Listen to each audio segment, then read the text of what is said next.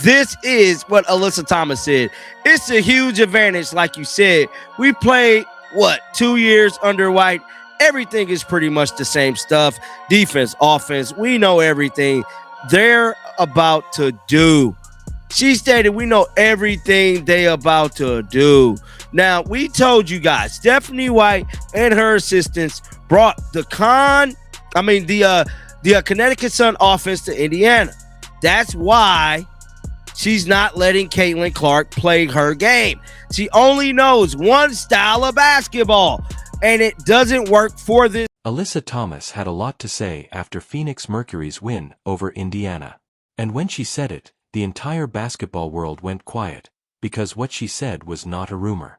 It was not a hot take from a commentator who watched a few film sessions. It was a first person, lived an account from a player who knows Stephanie White's system the way a student knows a textbook she has already passed the final exam on.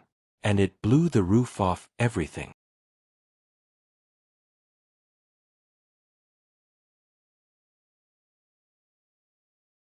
A huge advantage. I mean, like you said, we played, 2 years? Everything's pretty much the same. So defense, offense, we know everything they're about to do. Thomas told reporters without hesitation, without looking over her shoulder, without any diplomatic cushion that facing the Indiana Fever under Stephanie White was, quote, a huge advantage. She said she played under White for 2 years with the Connecticut Sun. And then she said it, everything is pretty much the same stuff. Defense, offense, we know everything they're about to do. It's time for you Stephanie White loving supporters, apologists. I think it's time for y'all to admit that this sports talk is right. She gotta go. She gotta go. We lose the same way every time, but this time they lost really bad. Everybody was bad. Every single player was bad tonight. Every single player. Every screen, every defensive rotation, every set plays out of a timeout. Alyssa Thomas had already seen the whole movie. She knew the ending before tip-off. And the Indiana Fever with Caitlin Clark on their roster never had a chance.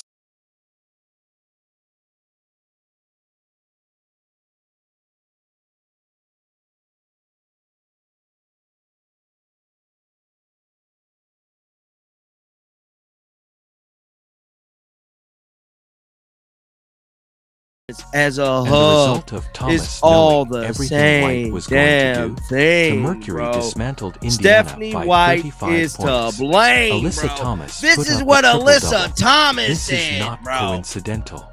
When a defender already This knows is which what side the ball Alyssa handler is being Thomas pushed said, toward, bro. when she already knows which corner the off-ball cutter is going to occupy, when she has already seen the offensive set so many times that her feet are moving before the play is called, the other team is not playing basketball anymore. They are executing a drill. Indiana was running plays that Thomas had practiced against in Connecticut. The Fever's scheme, the same system White used with the Sun, became the Mercury's greatest weapon against them. Think about the absurdity of that. The coach's own system, unchanged and unevolving, handed the other team a tactical map to a decisive blowout victory.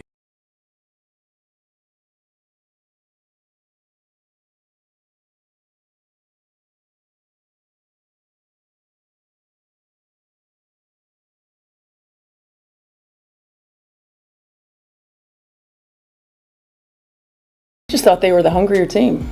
I thought that they played with a Now, Stephanie relentless, White has heard all of this effort, before. a relentless She is not pursuit oblivious to get to what they critiques. wanted, to And be every disruptive time on the defense, to questions get to their arrive about spots on her offense. schemes, about her I sideline thought their demeanor, competitive spirit about was her better than ours. relationship with Caitlin Clark, Caitlin she had reaches 3 for the assists in same the first set 2 of minutes of the game. responses. Then both her She and talks Leah about checked out. competition.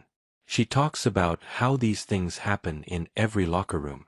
She says the tension is normal, that it is not a story, that the attention only exists because of who Caitlin Clark is and how many clicks her name generates.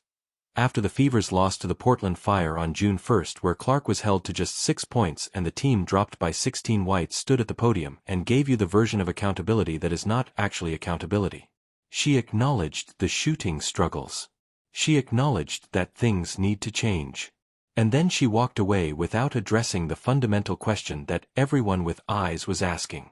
Why does this team look structurally the same regardless of the opponent, regardless of the score, regardless of what the game is telling you needs to happen.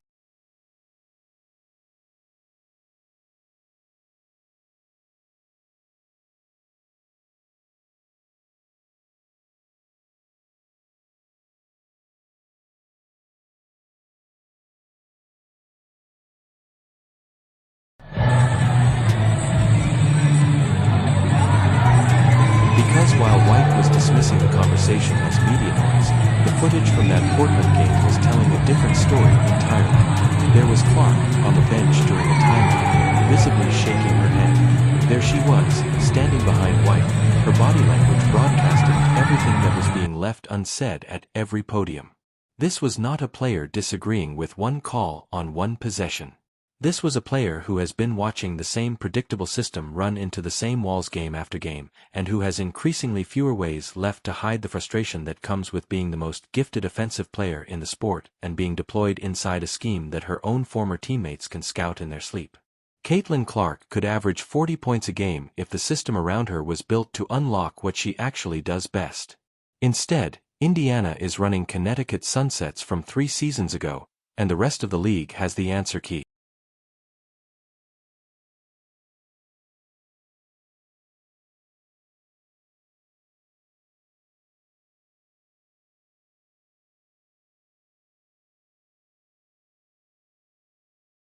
Here is the part of this story that makes the tactical stagnation hurt the most. Caitlin Clark is not struggling because she lacks the ability. The evidence of what she is capable of runs in every direction you look. Earlier this season, against the Washington Mystics, she put this team on her back in the fourth quarter and personally dragged Indiana back from a 9-point deficit. 5 3-pointers in the final period. 32 points, 8 assists.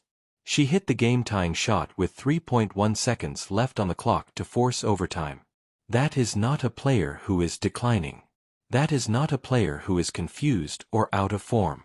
That is a generational talent performing at exactly the level you would expect a generational talent to perform in spite of the system around her, not because of it. When Clark catches fire, she can overcome any scheme, any defensive game plan, any structural limitation. But basketball games are 40 minutes, not 4. And you cannot live on fourth-quarter heroics while your playbook is being handed to the opposition by their coaching staff before the opening tip.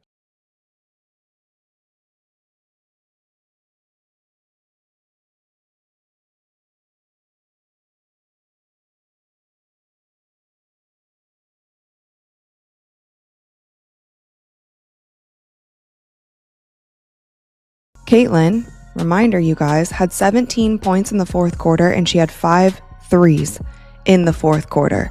That is unheard of. This bothered me so much. Like, this stopped me in my tracks. I was like, wow. Of all things, you have a player in Caitlin Clark who played 13 games last season. She has talked about how hard that was on her mentally, how hard that was on her trying to battle back from these injuries.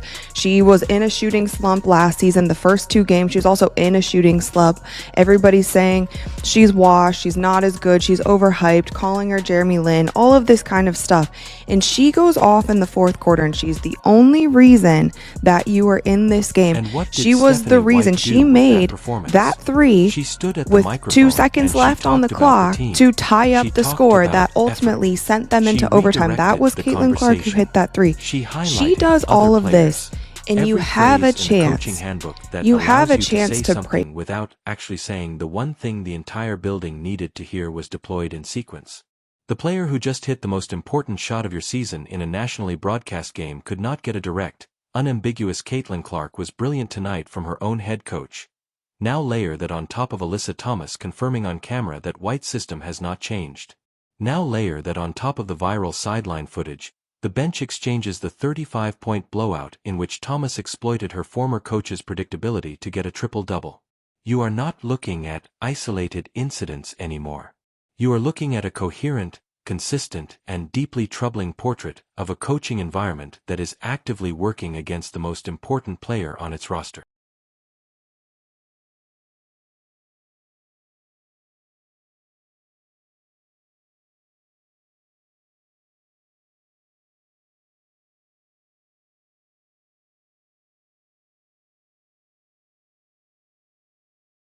What did you think of the rally that your team had in the fourth quarter, particularly when it comes to Caitlin? I think she made 5 threes in that fourth quarter, more than her first 2 games combined. So just your thoughts on the resilience from her. I thought our whole group showed resilience, in that rally. We showed the ability to make tough shots. We had some really good time and score execution moments, offensively and defensively, in those. The greatest coaches in the history of the sport are not great because they found one system that worked and ran it until the league caught up.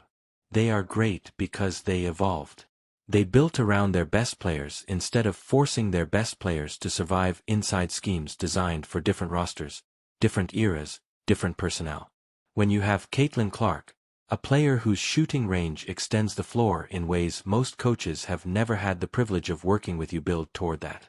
You create the conditions for what she does to flourish. You make her gravity the centerpiece of everything. Indiana is not doing that. Indiana is running the Connecticut Sun playbook with a player who should have the most sophisticated offensive system in the WNBA designed around her. And Alyssa Thomas just confirmed on national record that she already knows exactly